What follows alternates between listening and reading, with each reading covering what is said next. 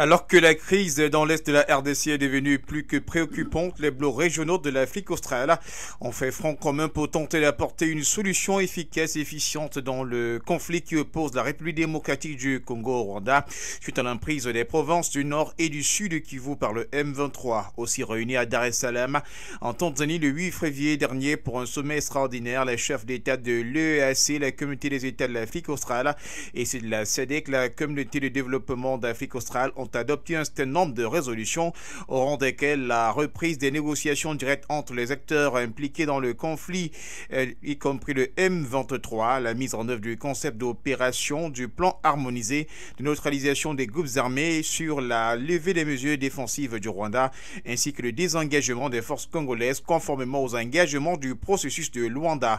Pour assurer la mise en œuvre des interventions immédiates, le sommet a annoncé la tenue dans les 5 prochains jours d'une réunion conjointe des chefs de défense de l'EAC et de la SADC. Cette rencontre aura pour mission de fournir des conseils techniques sur les négociations de cessez-le-feu et d'autres mesures de facilitation.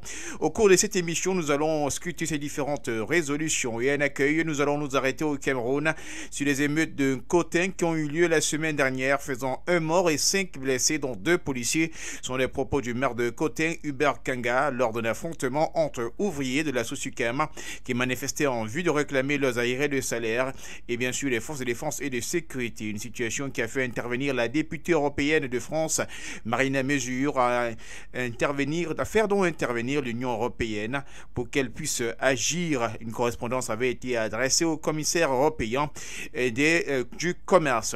Elle s'appuie sur le fait que la Sosukem est une filiale à 74% de l'entreprise française Somdia et sur le principe des droits de l'homme de l'Union européenne qui fait partie notamment avec ses accords de partenariat économique liés au Cameroun en application avec la directive 2024-1760 sur le devoir de vigilance des entreprises et qui concerne les droits de l'homme. Mesdames, Messieurs, voilà pour le sommaire de ce programme Regard panafricain, édition du 10 février 2025. Merci de vous installer confortablement. On se retrouve derrière.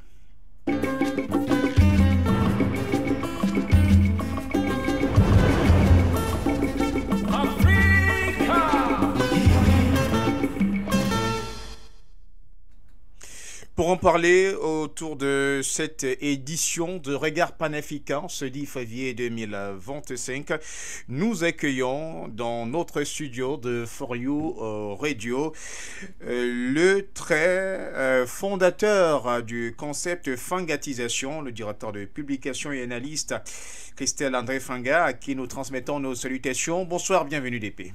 Bonsoir Monsieur Noira, c'est toujours un plaisir de me retrouver dans vos studios pour discuter des questions extrêmement importantes de notre continent et du reste du monde. C'est un plaisir, n'est-ce pas, aussi de retrouver la dynamique équipe de For You, n'est-ce pas, qui travaille d'arrache-pied pour que nous puissions être vus, entendus, n'est-ce pas, de par le monde. Donc nous saluons tous les téléspectateurs, nous saluons tous les auditeurs et tous Facebookers, YouTubers et on en passe. Et donc merci pour l'invitation. Je suis là pour répondre aux questions et je saurai les répondre, n'est-ce pas, tant que vous me les poserez. Merci pour l'invitation encore. Merci pour votre fidélité qui nous honore DP. Et vous l'avez si bien souligné, l'ensemble du réseau de For You Média, bien sûr connecté de la radio à la télévision, passant par le département du digital. D'abord, on va s'intéresser à la ville de Nkotin, aux émeutes qui sont déroulées le 4 février dernier dans notre pays, le Cameroun, dans la région du centre pour être précis. Il y a donc eu des agents, des ouvriers de la Sosukem, la société sucrière du Cameroun, qui ont manifesté parce qu'ils réclamaient les arriérés de salaire, mais des manifestations qui ont tourné plutôt à des émeutes face aux forces de défense et de sécurité. Depuis lors, il y a eu un mutisme du côté des autorités, mis à part la sortie du maire qui a été évoquée avec le listing de ce qu'on peut appeler comme bilan. Il y a eu la sortie par la suite d'une députée européenne, Marina Mesure, qui a adressé une correspondance pour demander à l'Union européenne qu'est-ce que l'Union européenne envisage faire sur cette question. Mais d'abord, peut-être avant que vous ne puissiez donner votre lecture sur la sortie de Marina Mesure, comment est-ce que vous avez accueilli les événements d'un côté? Événement malheureux, événement douloureux, événement même presque esclavagiste, parce que nous ne pouvons pas être au XXIe siècle, à l'ère, n'est-ce pas, où tout le monde peut voir ce qui se passe ailleurs, c'est-à-dire au travers d'un clic sur une page, vous pouvez voir, n'est-ce pas, des sociétés sucrières au Brésil, vous pouvez voir les sociétés sucrières, n'est-ce pas, dans les différents États, et vous pouvez, n'est-ce pas, exactement définir quel est le style d'employés, le style, n'est-ce pas, de société, comment elle fonctionne. Et donc, partout dans le monde aujourd'hui, c'est quand même, les choses ont évolué. Vous savez que la culture de la canne à sucre était une culture des esclaves.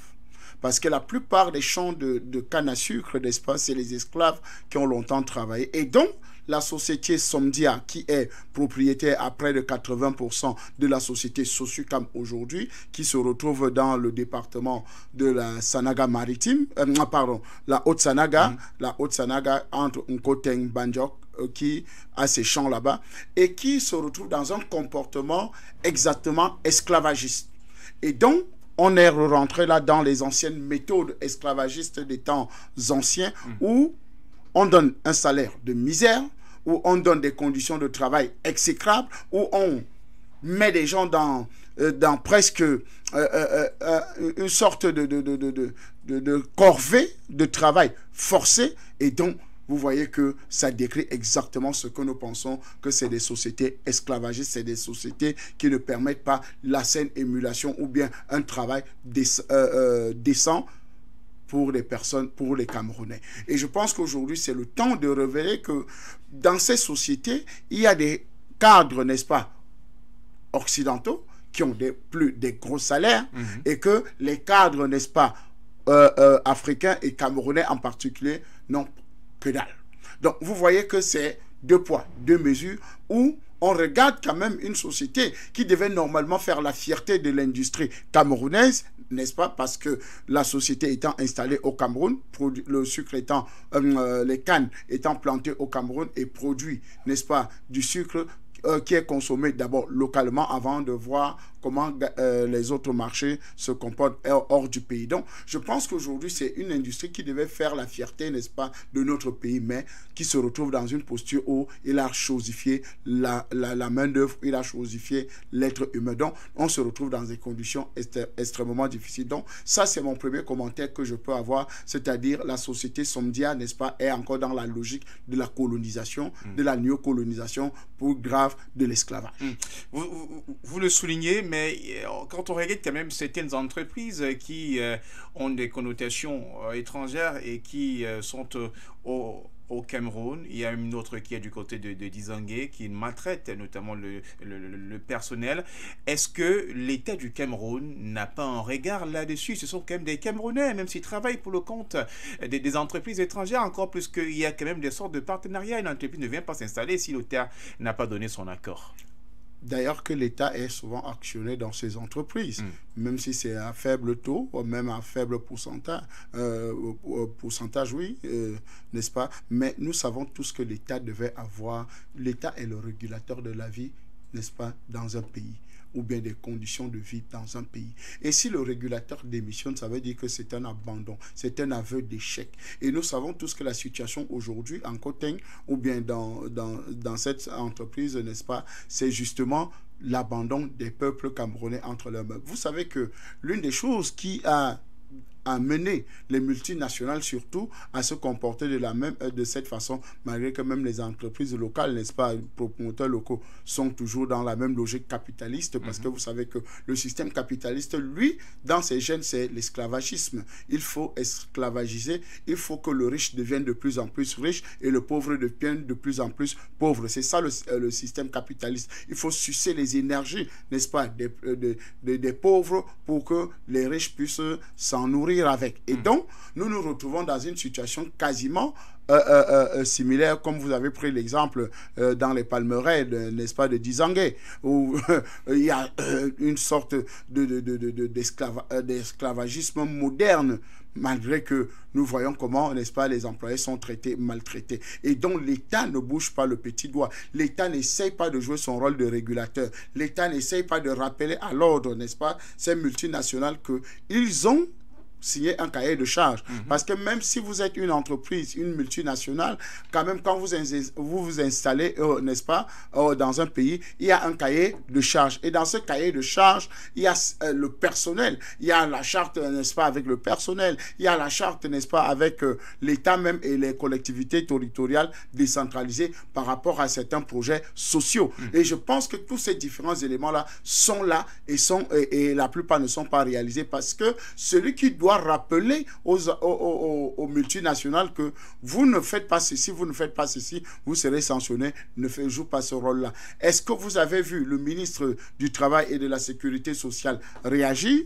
Est-ce que vous avez vu, n'est-ce pas, le ministre de l'administration territoriale réagir? Est-ce que vous avez vu, n'est-ce pas, la présidence elle-même réagir? Non. Je pense qu'aujourd'hui, c'est un abandon, c'est un aveu d'échec, n'est-ce pas, de dire que les populations ne peuvent pas se plaindre, des salaires, parce que les salaires, en dehors qu'il n'y a pas de salaire, les salaires sont moindres, et maintenant, les conditions de travail.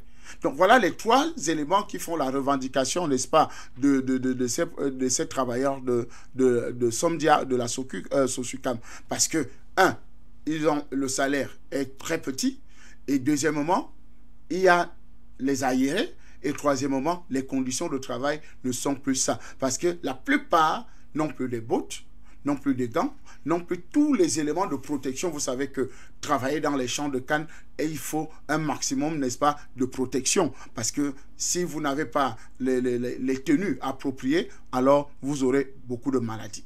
Donc, vous voyez, ça c'est pour ceux qui sont dans les champs. Maintenant, ceux qui sont dans les unités de transformation, n'est-ce pas, vous voyez qu'il faut davantage, n'est-ce pas, de protection et même un suivi médical qu'ils n'ont pas. Donc, vous voyez qu'il y a des conditions exécrables. Et d'ailleurs, même le ministre de la Santé doit être impliqué dans cette affaire. Donc, vous voyez que aucun vrai responsable de l'État du Cameroun n'a réagi. Donc, nous pouvons conclure que c'est un abandon, n'est-ce pas, du peuple. Et il faut désormais peut-être que le peuple se défende lui-même. Et malheureusement, la police, la gendarmerie va toujours intervenir pour qu'on en arrive, n'est-ce pas, à ces émeutes comme nous avons constaté où il y a eu des morts peu après parce qu'il y a eu des échanges entre la population, n'est-ce pas, et les forces de maintien de l'ordre. Donc, véritablement que l'État se souvienne qu'ils ont pris l'engagement de servir et non se servir.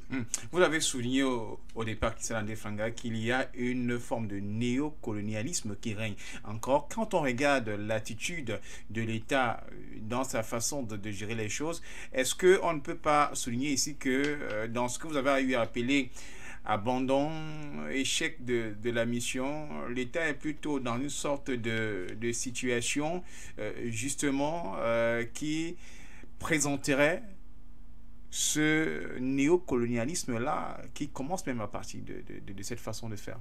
Mais monsieur Noura, on est dans la continuité néocoloniale.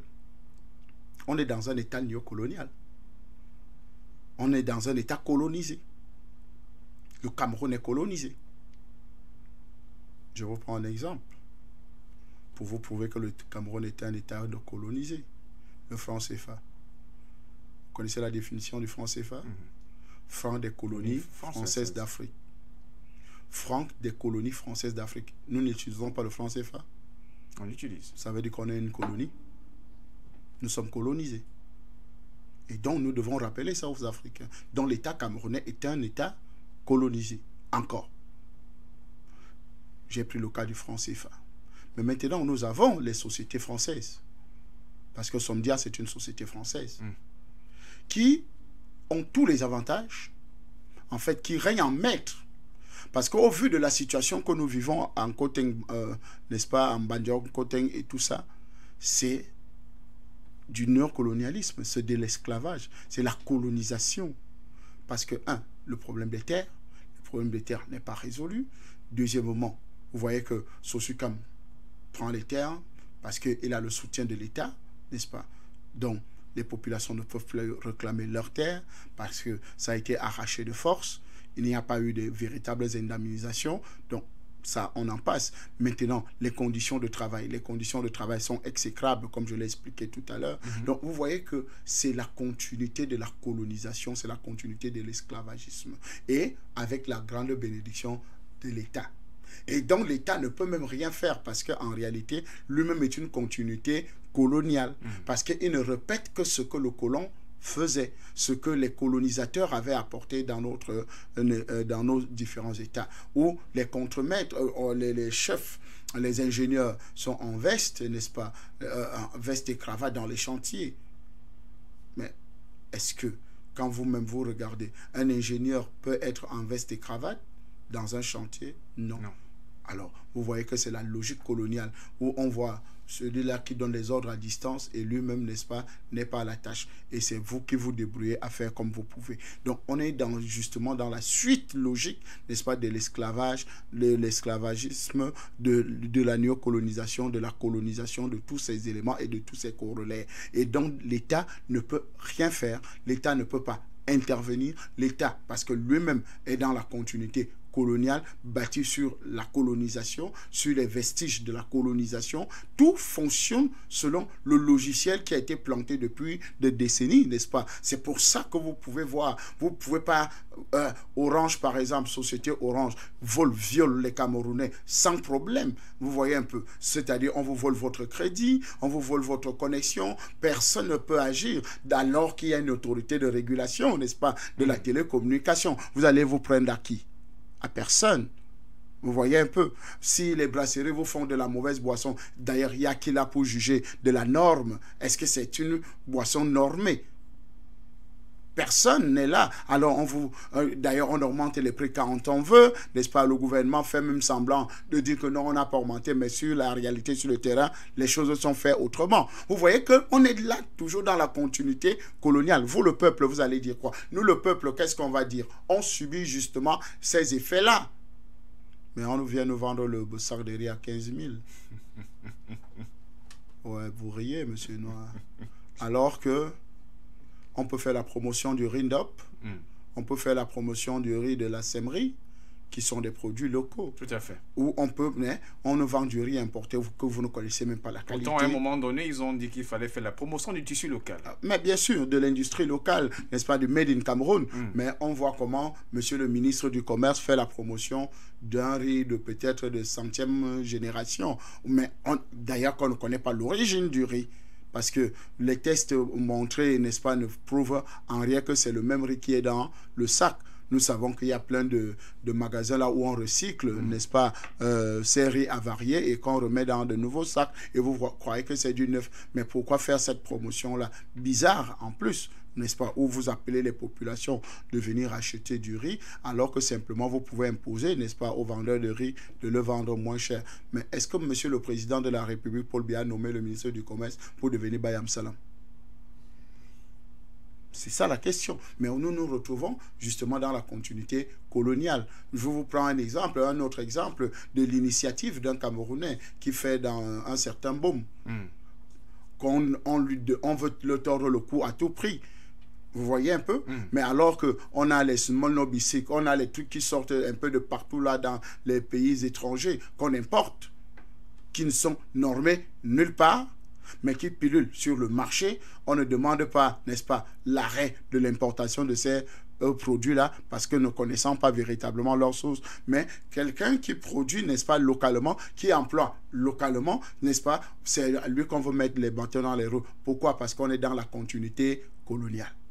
Donc, vous voyez que tous ces différents éléments sont que l'initiative prise localement est combattue par rapport à l'initiative importée. Vous voyez que si un seul instant, c'était une société camerounaise qui était dans cette posture-là, comme celle de Somdia ou bien de Sosucam, parce que c'est son nom le plus vulgaire, n'est-ce pas, Sosucam, c'est cette société sucrière, n'est-ce pas, qui produit du sucre. Vous allez voir que si c'était une société camerounaise, c'est que ça allait jaser de partout. Ça allait faire, n'est-ce pas, vous allez voir l'État descendre avec de gros marteaux pour essayer de casser ou bien réduire la personne, l'initiative à zéro. Je vous prends un autre exemple.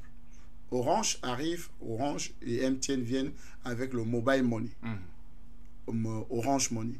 Alors qu'avant, il y avait des sociétés de transfert d'argent au Cameroun qui avaient justement développé déjà le transfert d'argent par téléphonie. Là, je vous prends le cas de Express Union. Tout à fait. Express Union a été tué, qui employait beaucoup de Camerounais. L'initiative a été bâillonnée jusqu'à ce qu'elle commence à fermer boutique pour que Orange, MTN prospère dans une activité qui n'est pas la leur, parce que c'est une activité illégale, le transfert d'argent. Surtout qu'il y a un règlement, les opérateurs de téléphonie n'ont pas le droit d'exercer dans ce cadre. Dans ce cadre-là, donc, il y a une réglementation bien définie, n'est-ce pas, qui permet aux sociétés, aux entreprises, n'est-ce pas, de faire dans le transfert d'argent. Donc, vous voyez comment des initiatives camerounaises ont été tuées. Parce que vous voyez le corollaire de Express Union avec d'autres sociétés qui étaient en train de se créer justement après Express Union, mais finalement qui sont presque à l'agonie aujourd'hui. Donc, vous voyez que les initiatives locales sont, n'est-ce pas, à l'abandon ou bien ne sont pas encouragées pour encourager, n'est-ce pas, les multinationales qui viennent avec des gros moyens.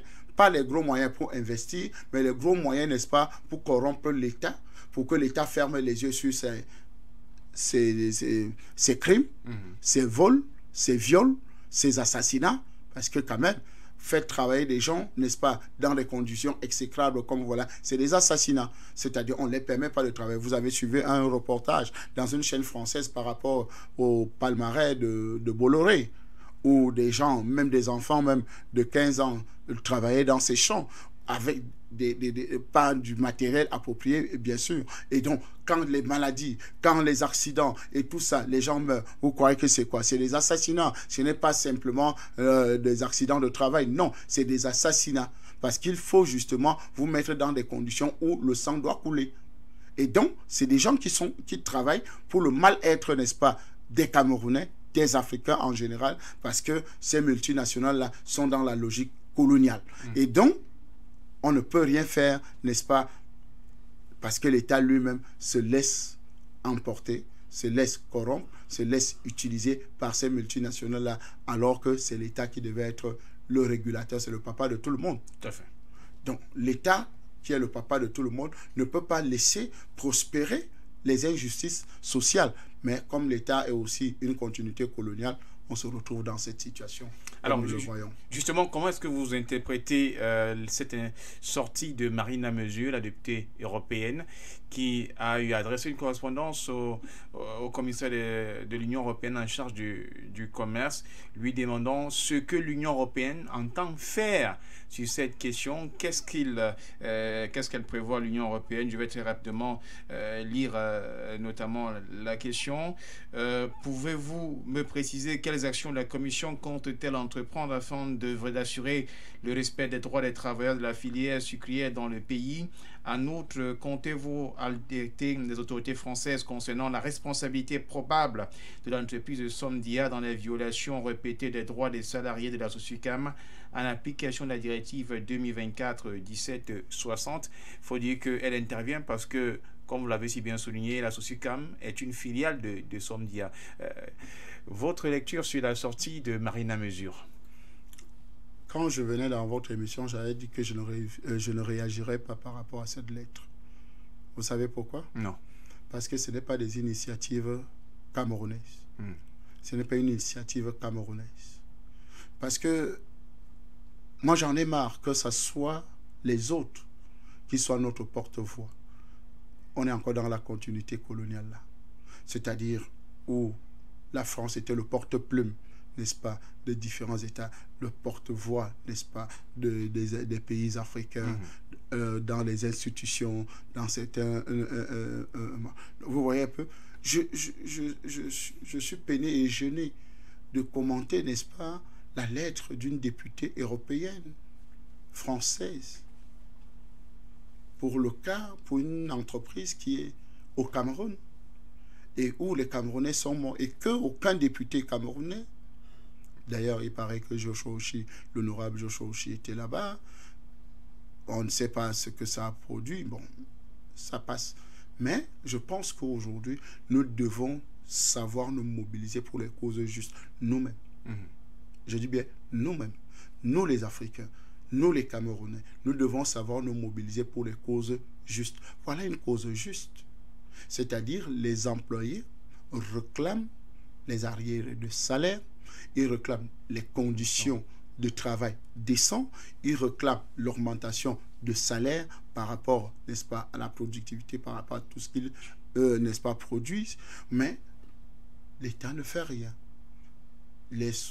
D'ailleurs, même la société civile n'a pas beaucoup accompagné, n'est-ce pas, ces travailleurs-là. Et ce n'est pas les seuls cas. Nous connaissons plusieurs, n'est-ce pas, entreprises multinationales qui maltraitent les Camerounais comme ça, et que même la société civile, les partis politiques, les acteurs politiques, qui encore, n'est-ce pas, même nous les journalistes, n'est-ce pas, nous n'essayons pas de porter, n'est-ce pas, la voix de ces travailleurs malheureux. Parce qu'aujourd'hui, je pense que la mobilisation des populations, des peuples bien organisés, bien structurés, parce que c'est ça le plus grand problème. Aller dans le désordre, c'est aller enfreindre la loi. Vous voyez un peu, parce que il y a l'ordre public. Mais maintenant, si on va de manière organisée, c'est-à-dire, par exemple, les journalistes décident, n'est-ce pas, de communiquer davantage, n'est-ce pas, sur le cahier de charge, par exemple, de la société Somdia Sosucam, par rapport, n'est-ce pas, à leur devoir qu'ils devaient, n'est-ce pas, faire auprès des employés et des populations. Parce que le problème n'est pas seulement les employés. Sosucam est dans un arrondissement, n'est-ce pas, dans un département. Donc, il y a des responsabilités envers les populations. Vous savez que, au fur et à mesure que, par exemple, prenons les populations de Njombe Penja, qui sont dans les plantations de la PHP, quand les hélicoptères déversent, n'est-ce pas, les produits pour les plantains, les bananes plantains et tout ça, mais ça pollue ça pollue de l'eau, ça crée des maladies. Et donc, ce n'est pas une affaire seulement, n'est-ce pas, des employés de la PHP, par exemple. C'est aussi une affaire de la communauté, n'est-ce pas. Donc, vous voyez comment l'impact direct d'une entreprise, d'une multinationale, impacte sur la vie au quotidien des populations et des travailleurs venus d'ailleurs et de sur place. Donc, vous voyez qu'il devait normalement avoir des pressions par rapport à cela. Et c'est pour ça que j'en appelle, n'est-ce pas, à une bonne organisation de notre société et surtout la société civile, parce que nous, journalistes, faisons partie, n'est-ce pas, de cette société civile, n'est-ce pas, de la voix des sans-voix, pour dire et lever la voix pour dire que maintenant, il y a une situation, n'est-ce pas, grave qui se passe en Cotin, en Banjok. Il y a une situation grave parce que les employés, n'est-ce pas, n'ont pas du matériel pour travailler. Vous voyez que si radio, même 5 radios seulement, télévision, se mettent à l'œuvre, se mettent au travail pour marteler cela jour et nuit, ça va interpeller les autorités, ça va interpeller la société et ça va interpeller, n'est-ce pas, les autres membres de la société civile internationale. Et je crois qu'on pourra trouver des solutions. Donc, je pense qu'aujourd'hui, il y a une faible mobilisation, n'est-ce pas, des peuples africains pour les causes justes.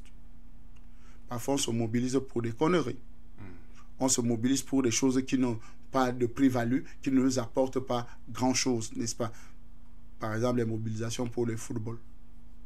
Le football nous apporte quoi? Rien du tout. Après le divertissement.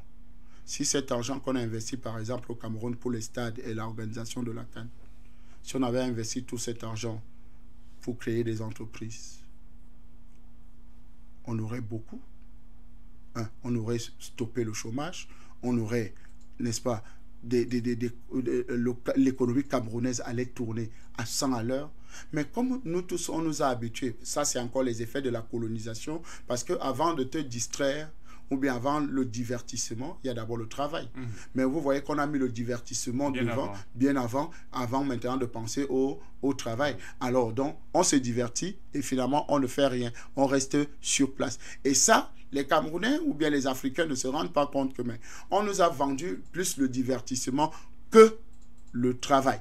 Alors que c'est le travail qui bâtit une société et non le divertissement. Donc, ça, c'est des choses qu'il faut qu'on essaie de revoir, on essaie de changer dans nos différents logiciels. Parce que si ça continue comme ça, on va se retrouver même 1000 ans après, on sera toujours esclave de la colonisation. Parce que la colonisation, les chaînes de la colonisation, n'est-ce pas, de l'esclavage ont quitté les pieds et les mains et se sont attachés dans nos cerveaux. Voilà, merci à vous, DP. On va passer bientôt donc au sujet qui est notre sujet principal. Il porte bien entendu sur la situation à l'est de la RDC. Il y a donc eu le sommet conjoint des blocs régionaux EAC et SADC dans l'optique bien entendu de trouver des solutions sur la crise qui sévit entre Rwanda et la République démocratique du Congo suite à la prise donc de cette partie est de la RDC par le M23, le mouvement donc dit associé au Rwanda. Christelle André Fanga, des résolutions qui bien sûr ont été proposées le 8 février dernier. L'une des principales d'ailleurs, celle qui a été évoquée par tous, c'est non seulement le cessez-le-feu, mais la reprise sur la table de négociation par les différents acteurs, y compris le M23. À la vue de toutes ces résolutions-là, première question que je voudrais vous poser, cher monsieur, est-ce que lorsque l'EAC et la SADC allaient se réunir parlons d'une manière conjointe, vous aviez le sentiment en tant qu'analyste et stratège que l'on pourrait sortir de l'auberge au sujet de la situation en RDC? En fait, chaque réunion, chaque rassemblement peut produire quelque chose si les différents acteurs sont sérieux. C'est-à-dire ceux qui organisent, ceux qui proposent, n'est-ce pas, les assises. Et donc, comme c'est les deux grandes, n'est-ce pas, regroupements de cette Afrique australe qui se sont réunis, alors ça veut dire que on pouvait s'attendre à un résultat ou bien quelque chose. Mais comme c'est des organisations qui n'ont pas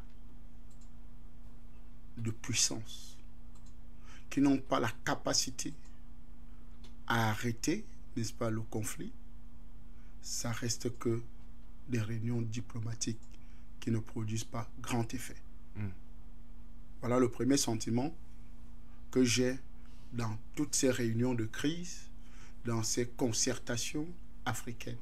Parce que les différents groupes, SADC, CEDEAO, CEMAC, et j'en passe, n'ont pas les capacités d'arrêter un conflit.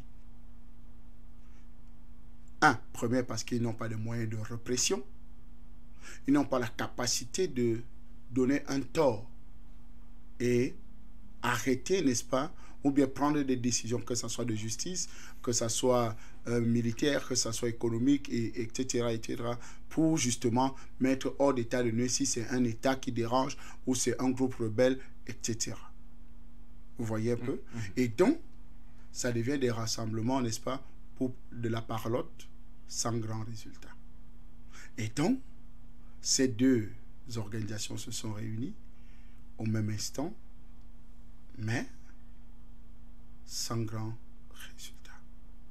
Et c'est ce qui est malheureux. Parce que dans ces regroupements, la plupart des pays qui sont membres, par exemple, nous parlons de la SADC, nous parlons de l'EAC, nous parlons je crois qu'il y a une autre organisation aussi qui était parmi, n'est-ce pas? La plupart des acteurs qui sont dans ces organisations aussi sont les complices du M23. C'est-à-dire les Ougandais, les Burundais, les Rwandais sont membres, n'est-ce pas, de la SADC, membres de ces organisations de la CEAC, mais qui, in fine, soutiennent le M23 pour l'évasion de la RDC. Et donc, vous trouverez que ça sera très difficile que le problème puisse être résolu. Et donc, il faut que ces organisations soient refondées, soient dissoues complètement et créer autre chose. Parce que si on attend des résultats d'eux, ce n'est pas possible. Parce qu'ils n'ont aucun droit. Ni le droit de répression, ni le droit de sanctionner, ni le droit de faire quelque chose. Vous voyez un peu? Et ce n'est que normal.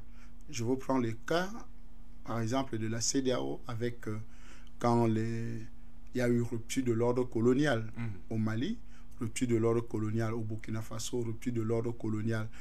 Vous savez ce que j'appelle l'ordre colonial, c'est les constitutions, c'est-à-dire les États, n'est-ce pas, fabriqués par l'Occident.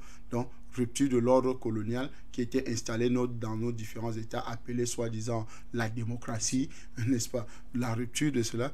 Et quand il y a eu, la CEDEAO a pris des décisions.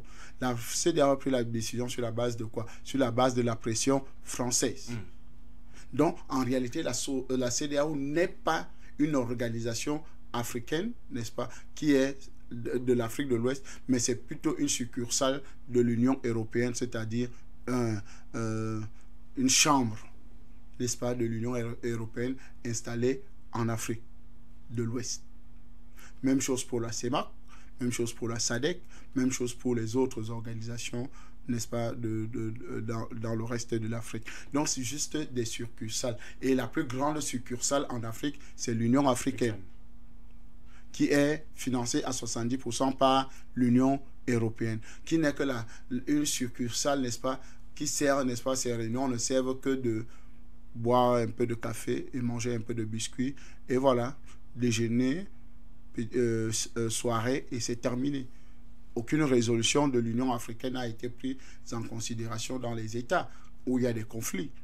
Vous voyez que c'est justement des organisations qui n'apportent rien du tout, parce qu'elle n'a pas la force, n'est-ce pas, de maîtriser, n'est-ce pas, les conflits qui se produisent dans nos différents États. Où est la force en attente africaine? Où sont ces différentes forces qui ont, n'est-ce pas, qui ont été mises en place dans les différentes sous-régions?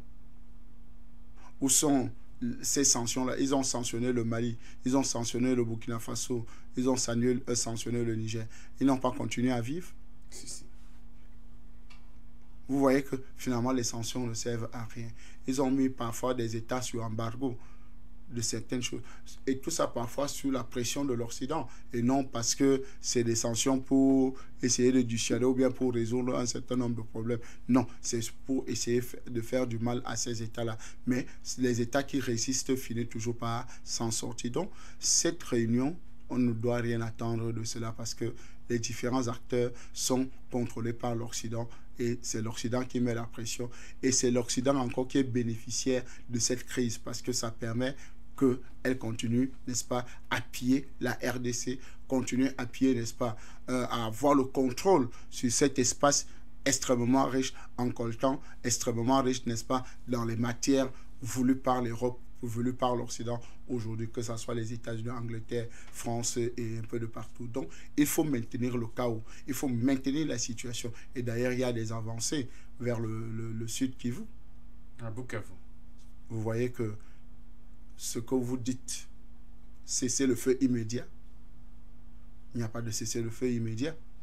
Il y a une continuité du M23 qui ne fait que semer, n'est-ce pas, le chaos. Donc, vous voyez que ces réunions ne servent absolument à rien parce qu'elle n'a pas la force, elle n'a pas la substance nécessaire, elle n'a pas la capacité de éteindre le feu qui est allumé parce que le pompier pyromane européen est venu, il a allumé le feu et fait semblant maintenant de venir éteindre. Ce que vous dites, EDP, est tellement grave, ça donne envie de pleurer, de se dire que ces dirigeants africains, peut-être juste pour le paraître, pour ne pas dire qu'ils n'ont rien fait, ont préféré se rencontrer. Peut-être avant de venir sur un côté qui est grave, mais je voudrais que nous voyons un peu les attitudes, même les comportements de ces dirigeants africains. Voilà au moins un autre sommet, même si vous avez eu à évoquer qu'il n'y a pas un moyen de répression utilisé par l'EAC ou encore la SADC, mais Félix Tshisekedi a une fois de plus brillé de par son absence. Il s'est fait représenter par le Premier ministre, Madame Souminwa.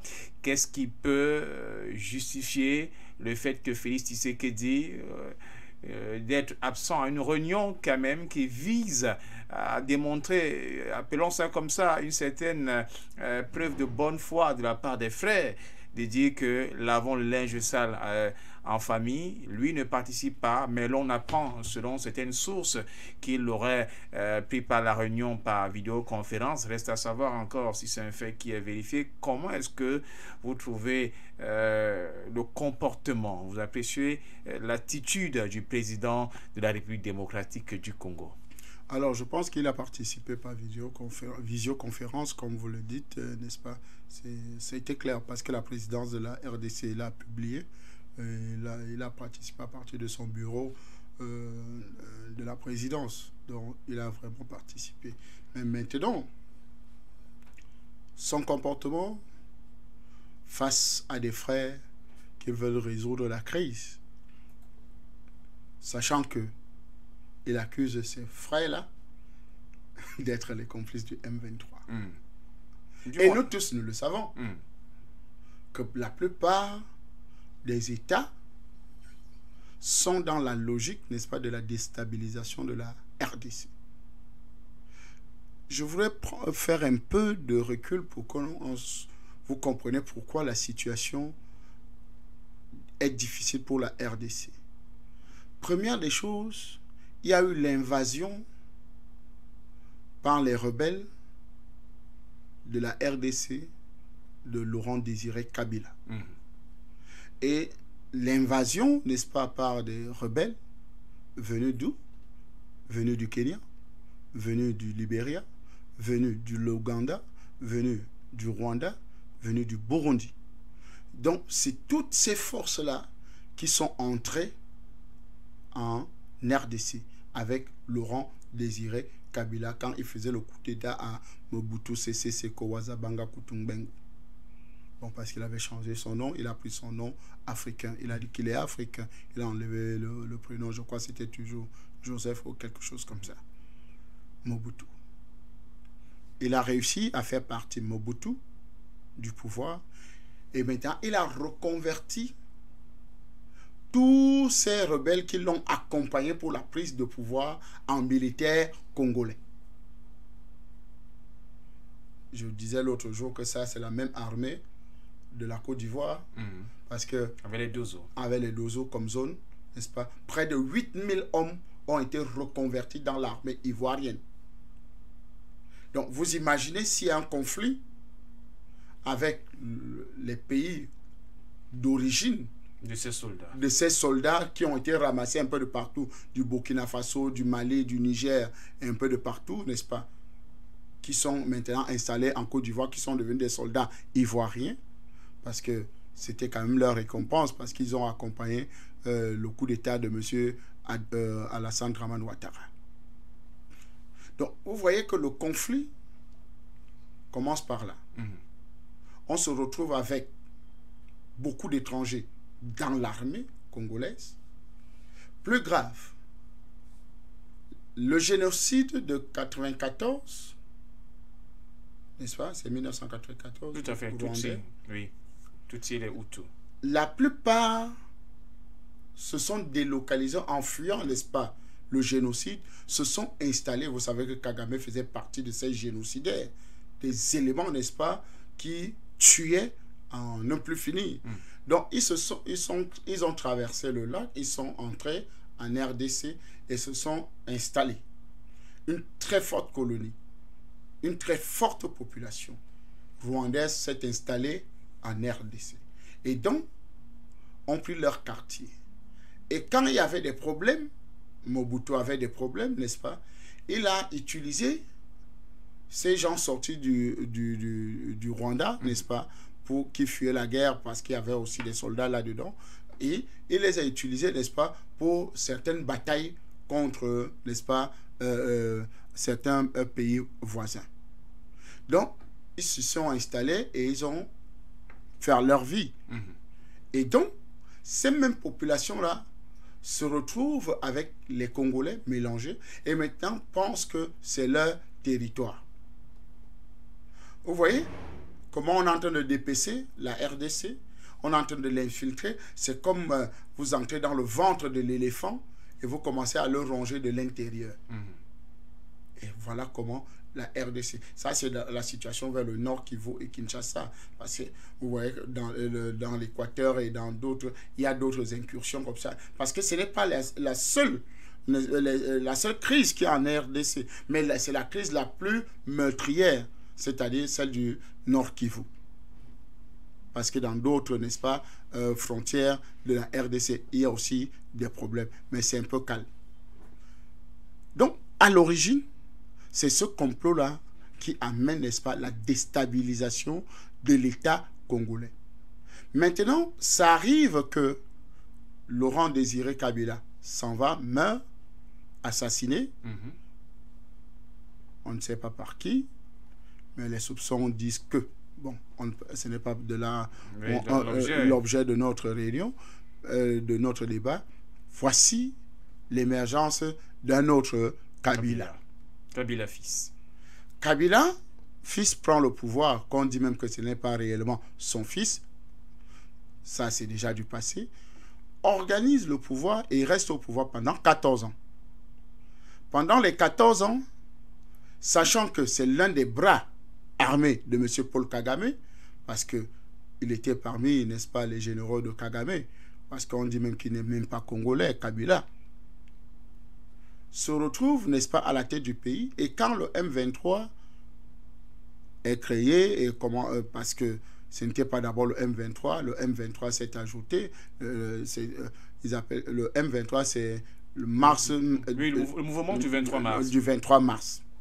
Donc, vous voyez que le mouvement du 23 mars naît et maintenant commence à causer des exactions. Et Kabila fait un deal de non-agression entre lui et Kagame, c'est-à-dire... Donc, vous voyez que la gouvernance Kabila passe 14 ans sans... incidents. Pas trop de chauffourée, parce que le deal marche bien, on exploite bien les ressources, parce que les Américains, les Anglais, les Français se mettent plein les poches et redistribuent les prébendes entre les deux délinquants, c'est-à-dire Kabila, n'est-ce pas, et Kagame. Donc, c'est calme. Les Congolais souffrent le martyre, ils vivent, n'est-ce pas, dans la pauvreté, sans que ces ressources-là ne reviennent à l'État central. Maintenant, les Congolais, les vrais Congolais de souche, commencent à en avoir marre et disent qu'ils veulent à la tête de leur pays un vrai Congolais. Maintenant, il faut passer aux élections. On va aux élections et Tshisekedi, fils de Étienne Tshisekedi, devient président. C'est-à-dire les Congolais se reconnaissent en lui que voici un frère congolais, Mwana Mboka, c'est-à-dire l'enfant du pays. Et donc, ils se reconnaissent en Tshisekedi. Et maintenant, quand ils se reconnaissent en Tshisekedi, ils commencent maintenant à vouloir chasser les Rwandais, en fait ceux qu'on soupçonne de ne pas être des Congolais, que ce soit dans l'armée, que ce soit dans l'administration, que ce soit dans le domaine économique. Et donc, le premier acte de non-agression signé entre Tshisekedi et Kabila, le premier mandat, on essaye de tenir, mais le M23 avait déjà pris, n'est-ce pas, le relais pour commencer à mettre pression, n'est-ce pas, sur l'État congolais. Et maintenant, au deuxième mandat de Tshisekedi, il y a eu accélération. Accélération, pourquoi? Parce que Tshisekedi, dans sa logique de travailler, veut exploiter les ressources du Nord Kivu pour que l'État congolais puisse être bénéficiaire. Et donc, la loi minière qui a été déjà faite, n'est-ce pas, par Kabila, a été améliorée pour que justement on puisse travailler pour que les Congolais puissent être bénéficiaires. Alors, le M23 prend subitement du poids. C'est-à-dire devient une force avec un accompagnement du Rwanda et de toutes les autres, n'est-ce pas, composantes de cette sous-région-là. Et donc, on voit apparaître un certain président de l'ancien Corneille Nangaa, Corneille Nangaa, qui font en déclaration: « C'est moi qui ai créé le monstre Tshisekedi, c'est à moi encore de de le détruire. Alors, Corneille Nangaa, c'est qui? Corneille Nangaa, c'est l'ancien président de la Commission électorale nationale congolaise. C'est un ancien affidé de M. Kabila, Joseph Kabila. Ah bon? Donc vous comprenez que le complot n'est plus seulement une affaire de M23, RDC. Ça devient maintenant M23, organisation de quoi des lacs. Oui.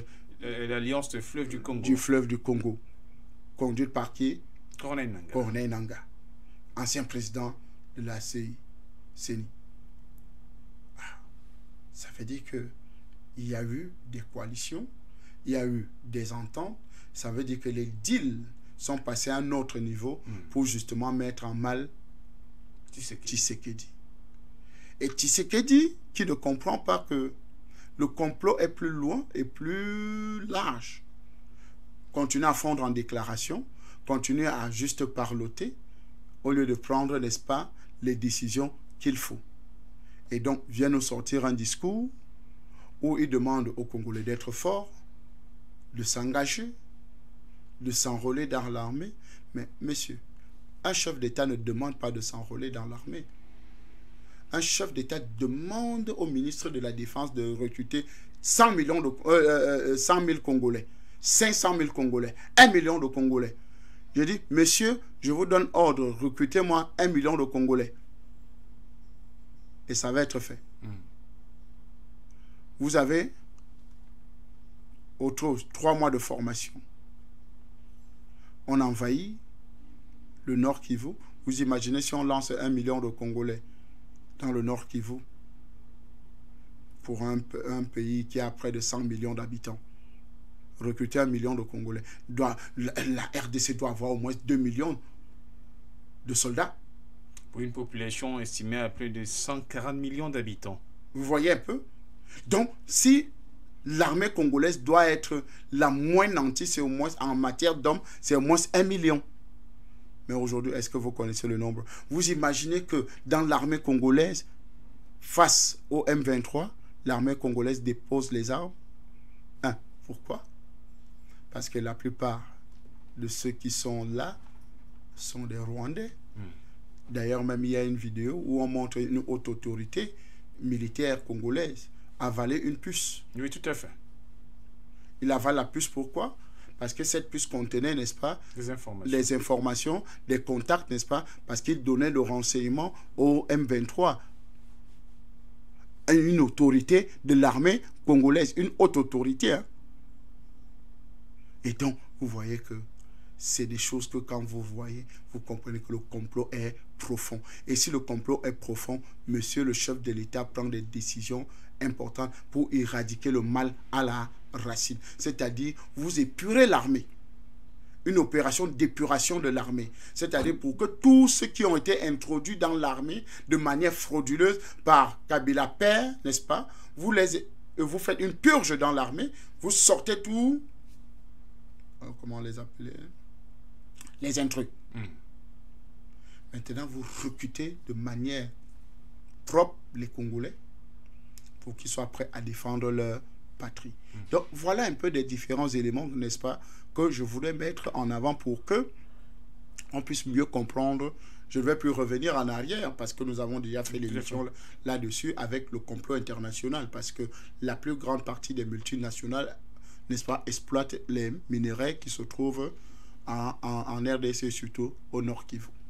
Et puis quand vous le dites, j'ai envie de croire que la réunion de Dar es Salaam, il faudrait peut-être la battre en brèche, parce que si on s'en tient également à l'une de ces autres résolutions, je ne voudrais plus revenir sur la discussion, la même table entre le M23, le Rwanda et puis Félix Tshisekedi, qui s'était opposé catégoriquement à cela. Donc on sait certainement que ça ne va rien apporter sur ce point, et surtout que vous avez souligné que ces deux organisations sous-régionales n'ont pas les moyens de pression. Il y a que, à côté de ça, on parle de la mise en œuvre du concept d'opération, du plan harmonisé de neutralisation des groupes armés. et sur la levée des mesures défensives du Rwanda. Et on parle du désengagement des forces congolaises, conformément aux engagements du processus de Luanda. Pour aller un peu plus loin, on dit que pour assurer dans la mise en œuvre de ces interventions immédiates, le sommet a annoncé la tenue dans les 5 prochains jours, donc à partir du 8 février dernier, d'une réunion conjointe des chefs de défense de l'EAC et de la SADC. Est-ce que l'on est en train de vouloir tendre là à la formation des hommes, bien d'un groupe militaire pour faire face à cette situation, ou tout simplement on est dans le cadre du folklore, où il faudrait quand même qu'on dise qu'on a essayé de faire quelque chose, même si on sait qu'au fond, il n'y a pas les moyens réels pour pouvoir atteindre cet objectif? Quand tout est financé par l'Union européenne, tout est financé par les organisations, les États-Unis, l'Angleterre, la France, l'Allemagne, tout ça. Vous vous attendez à quoi? L'Union européenne finance une opération en Tanzanie et les fonds sont envoyés par exemple au Rwanda, parce que c'est le Rwanda qui, n'est-ce pas, qui soutient cette opération en Tanzanie. Mais qui contrôle si cet argent est véritablement utilisé en Tanzanie? Si cet argent n'est pas utilisé pour faire la guerre en RDC. Il y a plein de choses comme ça. Dernièrement, le Rwanda a reçu le financement pour l'import des réfugiés syriens. C'est-à-dire, les réfugiés syriens qui se trouvaient en Angleterre devaient être transportés, on devait les installer au Rwanda. Et donc, on a donné des moyens au Rwanda d'apprêter, n'est-ce pas, les espaces d'accueil de ces Syriens-là. Mais vous êtes sûr que c'était des immigrés seulement? Ce n'était pas des formateurs au djihadisme, n'est-ce pas, à la guerre et tout ça. Donc, vous voyez qu'il y a plusieurs éléments qui sont mis en jeu. Le Rwanda est parmi les premiers pays exportateurs du coltan. Alors que dans son pays, il n'y a même pas un grain de coltan. Les qui achètent ce coltan dans le monde? C'est les sociétés Samsung, c'est les sociétés Apple, c'est les sociétés Microsoft, c'est les sociétés, ces multinationales qui font dans la téléphonie, qui font dans les ordinateurs, qui font dans... Parce que la matière première de tous ces éléments-là, c'est le coltan, c'est le lithium. Ces matières premières-là qui s'y trouvent, n'est-ce pas, au nord de la RDC. Et donc, quand vous avez ça, on va vous faire la guerre pour le prendre gratuitement et moins cher. Donc, vous voyez que tous ces différents éléments prouvent que l'Union européenne est derrière, n'est-ce pas? Je ne parle pas seulement de l'Union européenne, les Occidentaux et leurs multinationales sont derrière cette guerre, n'est-ce pas, contre la RDC. Et donc, ne peut pas permettre que les organisations qu'ils ont mises en place, c'est-à-dire la SADC, l'EAC et toutes ces organisations-là, puissent avoir les éléments, la force nécessaire pour résoudre les crises dans leur environnement. Vous voyez un peu? Donc, je vous ai pris l'exemple en vous citant toutes les autres organisations, CEDEAO, CEMAC, etc., etc., n'ont pas les moyens nécessaires pour résoudre les crises dans leurs différents territoires. C'est des organisations nulles. Et c'est fait à dessein. On vous fait croire que non, nous sommes organisés alors qu'en réalité, nous ne sommes pas organisés. Où est la libre circulation de la CEMAC? Depuis des années, on parle de libre circulation dans la zone CEMAC. Ce n'est pas les Guinéens qui chassent, Guinée équatoriale, qui chassent les Camerounais à coups de bâton. Il y a des massacres de Camerounais là-bas. Mais on parle de libre circulation. Au Gabon, même chose. Vous voyez? Et on parle de libre circulation comment? Passeport CEMAC. On parle de ça comment? De tous ces différents éléments-là. Donc vous voyez qu'on a des organisations sous-régionaux, mais qui n'ont pas de force pour résoudre les problèmes régionaux. Et donc, ça ne peut pas produire de résultats, ces différentes réunions. Ça ne peut apporter rien du tout, ces organisations-là. Parce que ce ne sont pas des organisations africaines, c'est des succursales européennes de l'Union européenne et des autres organisations que vous connaissez dans le monde. Je pense que j'ai répondu à votre question. Merci à vous, ADP. C'est justement au bout de cette question que nous mettons un terme à cette autre édition de Regard panafricain.